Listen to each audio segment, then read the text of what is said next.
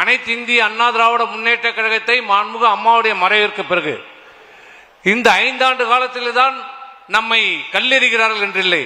எப்போது அனைத்து இந்திய அண்ணா திராவிட முன்னேற்ற கழகத்தை புரட்சித் தலைவர் எம்ஜிஆர் அவர்கள் தொடங்கினார்களோ அன்றையிலிருந்தே இந்த அனைத்து இந்திய அண்ணா திராவிட முன்னேற்ற கழகத்தை இந்த இயக்கம் வெற்றி பெறுமா, நடிகர் ஆளாள முடியுமா என்று கேட்டவர்கள் தொடர்ந்து அம்மாவை பார்த்து இந்த அம்மா ஆட்சி செய்ய முடியுமா என்று சொன்னவர்கள். அம்மாவின் மறைவிற்கு பிறகு இந்த இயக்கம் இருக்காது, இந்த ஆட்சி இருக்காது, எடப்பாடிக்கு ஆள தெரியுமா, நிர்வாகம் தெரியுமா என்ற கேட்டவர்கள் மத்தியிலே 4.5 ஆண்டு காலம் சிறப்பான ஒரு ஆட்சியை, சிறப்பான ஆட்சி மட்டுமில்ல, மக்களுடைய மனநிலையை புரிந்து, ஏழை மக்களுடைய மனநிலையை புரிந்து, விவசாயிகளுடைய மனநிலையை புரிந்து, அனைத்து தரப்பு மக்களுடைய மனநிலையை புரிந்து ஆட்சி செய்த ஒரு முதலமைச்சராக, விவசாயிகளுடைய முதலமைச்சராக, மக்களுடைய முதலமைச்சராக 4 ஆண்டு காலம் சிறப்பாக நிறைவு செய்து காட்டியிருக்கிறது அனைத்து இந்திய அண்ணா திராவிட முன்னேற்ற கழகம்.